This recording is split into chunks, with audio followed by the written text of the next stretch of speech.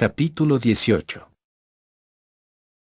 Sería imposible, en efecto, descubrir la significación de este mundo, que es nuestra representación, y comprender su transformación de representación pura del sujeto que conoce en otra cosa diferente, si el hombre no fuese más que un mero sujeto del conocimiento, una cabeza de ángel alada y sin cuerpo. Pero él también tiene su raíz en el mundo, del cual forma parte como individuo, es decir, que su conocimiento, condición y sostén del conjunto del mundo como representación, tiene a su vez por condición al cuerpo con sus impresiones, que como hemos demostrado, forman para el entendimiento el punto de partida de su intuición del mundo. Para el sujeto puramente conocedor, su propio cuerpo es una representación como todas las demás, un objeto entre los objetos. Desde este punto de vista, las acciones y los movimientos de su cuerpo no le son conocidos de otra manera que los cambios de todos los demás objetos de la intuición, y permanecerían para él tan extraños y tan incomprensibles, si su significación no le fuera revelada de otro modo muy diferente. Vería sus actos seguir los motivos que se presentan, con la constancia de una ley natural, exactamente como los cambios de los demás objetos se producen a consecuencia de causas, de excitaciones y de motivos. Mas no podría comprender la influencia de los motivos, como no comprender el encadenamiento de los demás efectos con sus causas. A la esencia íntima y desconocida de estas manifestaciones y de estos actos del cuerpo la llamaría también una fuerza, una cualidad o un carácter, según le conviniese, pero ni comprenderla mejor por esto. Mas no sucede así, sino todo lo contrario, el individuo, el sujeto que conoce, posee la palabra que da la clave del enigma, y esta palabra es voluntad. Esta sola palabra le da la clave para conocerse a sí mismo como fenómeno, es lo que le revela su significación y le descubre el mecanismo íntimo de su ser, de sus acciones, de sus movimientos. El sujeto consciente, cuya individuación resulta de su identificación con el cuerpo, conoce a éste de dos maneras distintas: primero, como representación intuitiva en su entendimiento, como objeto entre los objetos, sometido a sus leyes, y luego, como algo conocido directamente de cada uno y designado con el nombre de voluntad. Todo acto real de su voluntad es al mismo tiempo e infaliblemente un movimiento de su cuerpo, no puede querer efectivamente un acto sin verle producirse enseguida como movimiento del cuerpo. El acto de volición y la acción del cuerpo no son dos estados diferentes, conocidos objetivamente y enlazados por el principio de causalidad, no están entre sí en la relación de causa a efecto, son una misma cosa, que no es dada de dos maneras distintas, una vez inmediatamente y otra vez en la intuición y por el entendimiento. La acción del cuerpo no es más que el acto de la voluntad objetivado, es decir, el acto en forma perceptible para la intuición. Más adelante quedará demostrado que esto se aplica a todo movimiento del cuerpo, no solo aquellos que son provocados por motivos, sino también a los que se producen involuntariamente a consecuencia de excitaciones. Veremos que el cuerpo entero no es más que voluntad objetiva, es decir, convertida en representación. En las páginas sucesivas de este libro se expondrá y explicará todo este problema. En consecuencia, aquello que en mi libro primero y en mi disertación sobre el principio de razón se llamaba el objeto inmediato y causa del punto de vista deliberadamente unilateral en que me colocaba, el de la representación, se denominará aquí la objetividad de la voluntad. Puede decirse en cierto sentido que la voluntad es el conocimiento a priori del cuerpo, y el cuerpo el conocimiento a-posteriori de la voluntad. Las decisiones voluntarias concernientes a lo porvenir no son verdaderos actos de voluntad, sino operaciones de la razón, por las cuales se reflexiona en lo que se querrá en tal o cual momento. La ejecución sola es lo que pone su sello a las decisiones. Hasta entonces no son más que proyectos variables y no existen más que en abstracto, en la razón. Querer y obrar no están separados más que en la reflexión, en la realidad son lo mismo. Todo acto verdadero, efectivo, inmediato de la voluntad, es manifestado al mismo tiempo e inmediatamente por una acción del cuerpo, y de igual manera todo lo que impresiona al cuerpo impresiona al mismo tiempo y directamente a la voluntad. A este título la impresión se llama dolor cuando es opuesta a la voluntad, y bienestar o placer cuando es conforme con ella. Sus graduaciones son muy diversas. Es un gran error llamar al dolor y al placer representaciones, pues no lo son.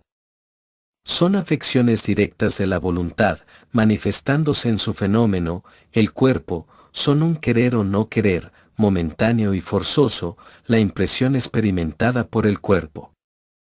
No se puede considerar como representaciones inmediatas, que son la excepción de lo que acabamos de decir, más que a un corto número de impresiones corporales, que no afectan a la voluntad y son las únicas que hacen del cuerpo un objeto inmediato de nuestro conocimiento, objeto que conocíamos ya mediante como todos los otros, es decir, como representaciones en el entendimiento. Me refiero a las afecciones de los sentidos puramente objetivos, a saber, de la vista, del oído y del tacto, pero solo en cuanto estos órganos son impresionados naturalmente a su manera especial.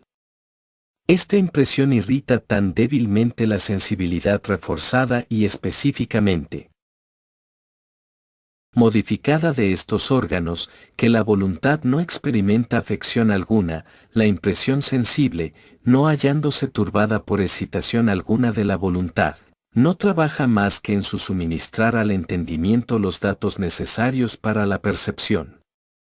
En cambio, toda impresión violenta y anormal de estos sentidos se hace dolorosa, es decir, contraria a la voluntad, lo cual prueba que pertenece también a su objetividad.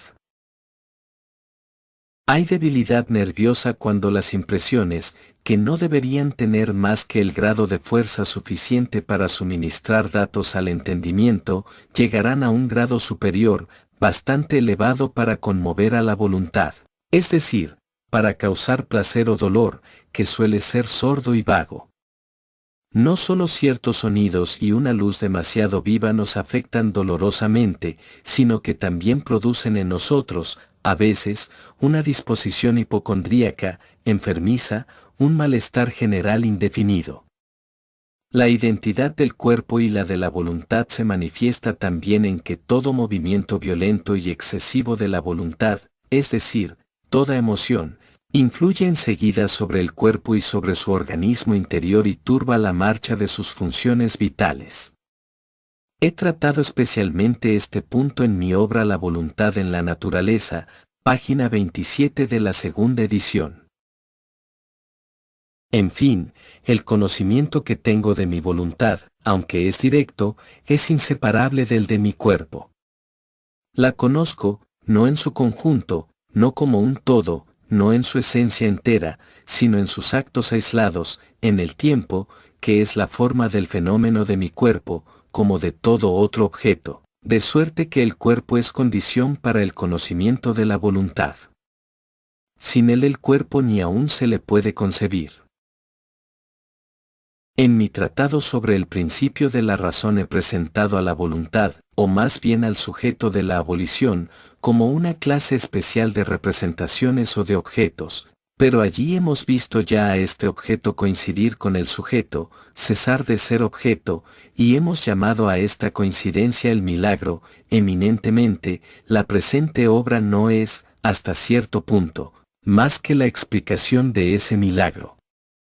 En tanto que reconozco a mi voluntad como objeto, la reconozco como cuerpo y entonces me hallo nuevamente en presencia de la primera clase de representaciones, es decir, de aquella que, en mi disertación, he presentado como la clase de los objetos reales. Por las consideraciones que siguen comprenderemos cada vez mejor que esta primera clase de representaciones no puede explicarse ni descifrarse más que por la cuarta. Las representaciones contenidas en esta última no se presentan ya a no ser más que objetos respecto del sujeto. Debemos aprender a explicarnos la esencia íntima del principio de causalidad que domina en la primera clase, por la ley de motivación que reina en la cuarta. Esta identidad de la voluntad y del cuerpo, que ha sido expuesta antes provisionalmente, no puede probarse, no se puede más que hacerla resaltar, elevarla del estado de conocimiento inmediato en concreto al de noción de la razón y transmitirla al conocimiento en abstracto. He sido el primero en efectuar este trabajo y lo complementaré cada vez más en las páginas siguientes. He dicho que, por razón de su naturaleza, esta identidad no puede probarse, esto es, no puede deducirse como conocimiento mediato de otro conocimiento inmediato, cosa imposible en efecto, puesto que ella es el conocimiento más inmediato. Si no la percibimos de una vez para siempre, inmediatamente, en vano esperaremos adquirirla por una vía mediata, como noción derivada. Constituye un conocimiento sui generis, cuya verdad, por esta razón, no pertenece siquiera a alguna de las cuatro clases en las cuales hemos dividido, en la disertación sobre el principio de razón, capítulo 29 y siguientes, todas las especies de verdad, a saber, la verdad lógica, la verdad empírica, la verdad metafísica y la verdad metalógica, pues aquella no es como todas estas verdades.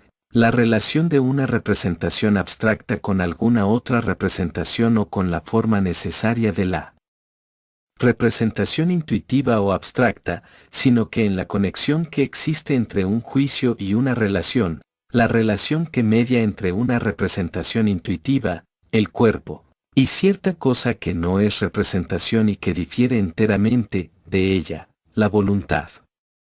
Por eso quisiera distinguirla de todas las demás verdades, denominándola la verdad filosófica, eminentemente. Puede comunicarse de diferentes maneras. Puede decirse indiferentemente, mi cuerpo y mi voluntad son una misma cosa, o lo que a título representación intuitiva llamo mi cuerpo, lo llamo, en cuanto lo conozco de una manera diferente y no comparable a otra alguna, mi voluntad, o bien, mi cuerpo es la objetivación de mi voluntad, o mi cuerpo, abstracción hecha de aquello en que es mi representación, no es más que mi voluntad, etc.